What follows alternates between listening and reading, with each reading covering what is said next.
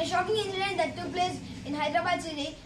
A 4-year-old boy died after he was washed away by gushing waters when he accidentally stepped into an uncovered drain at Pragati Nagar under Bachupalli police limits on Tuesday.